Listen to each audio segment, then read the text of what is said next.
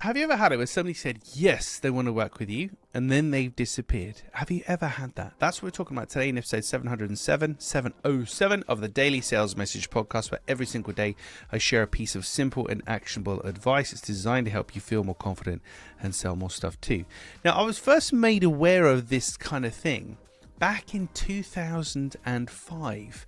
Before even my sales career began, I was in Sydney, Australia. I was on the Sydney Harbour Bridge doing the bridge climb, but it's more of a gentle walk than a climb up the Sydney Harbour Bridge, which you'll see on New Year's Eve. They have the fireworks and all that kind of stuff. It's almost their equivalent of the London Eye when it comes to like a nice landmark to focus on.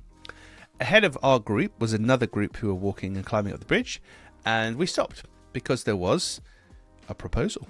A guy got down on one knee, still harnessed up to the thing. He managed to get down on one knee, proposed to a woman. She said yes, and everybody hugged and kissed, and wasn't it amazing? Our guide then started telling us just how often that happens on the Sydney Harbour Bridge, but also about the concept of a yes-no.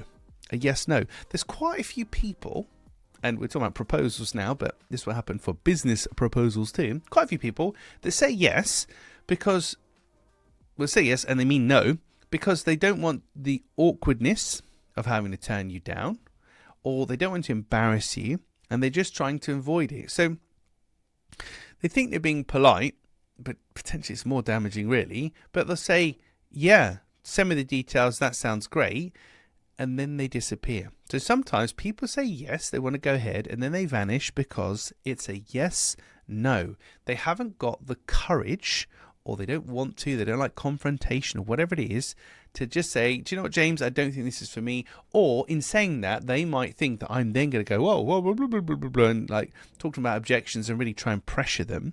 So a yes, no, it's a bit like, yeah, send me more information. It's a way to end the conversation because as a salesperson, oh, great, I'll end the conversation. I've done the deal. This is great.